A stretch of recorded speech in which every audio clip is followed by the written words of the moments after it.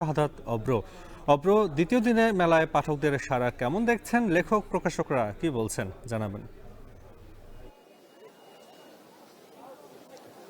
নাফি, এই মুহূর্তে আমি আছি অমর একুশে বইমেলার যে 2025 সেটিতে। আর আজকে দ্বিতীয় দিন, আপনি জানেন গতকালকে ছুটির দিন হওয়ায় কিন্তু বেশ সাড়া মিলেছিল, সেটি কিন্তু আমাদেরকে জানিয়েছিল যারা লেখক এবং প্রকাশক আছে তারা।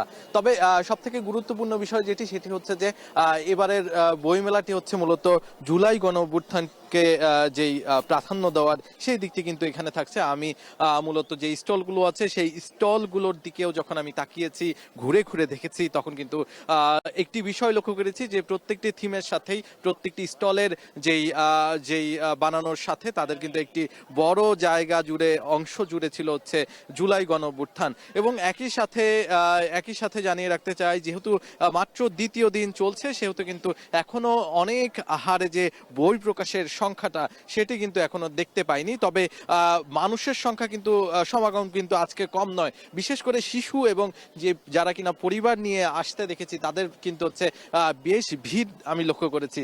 বিশেষ করে পরিবারের যে শিশু বা ছোট্ট সদস্যটি আছে, সে কিন্তু শিশু চত্বরে এসে কিন্তু ইতিমধ্যেই তারা বই সহ নানা ধরনের অ্যাক্টিভিটিতে অংশগ্রহণ করা শুরু করেছে। এবং একই সাথে আপনি নিশ্চয়ই দেখছেন যে মানুষ কিন্তু বিকেল 3টা থেকেই কিন্তু ঢুকতে পারছে, শেষ হবে ঠিক 9টায়। আর বিভিন্ন ছুটির দিনগুলোতে কিন্তু হচ্ছে 21শে ফেব্রুয়ারির কথা যদি আমি বলি, সেটি কিন্তু হচ্ছে 8টায় শুরু হবে, এবং অন্যান্য যেই শুক্রবার এবং শনিবার জাতীয় ছুটির দিন আছে, সেই ছুটির দিনগুলোতে কিন্তু হচ্ছে মূলত মেলা শুরু হবে হচ্ছে 11টা থেকে, এবং শেষ হবে হচ্ছে রাত 9টায়।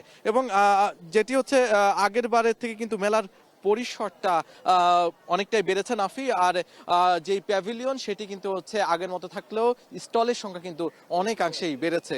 এই ছিল আমার কাছে এই বইমেলা থেকে সর্বশেষ। নাফি, রাজধানীর অমর একুশে বইমেলা থেকে যুক্ত ছিলেন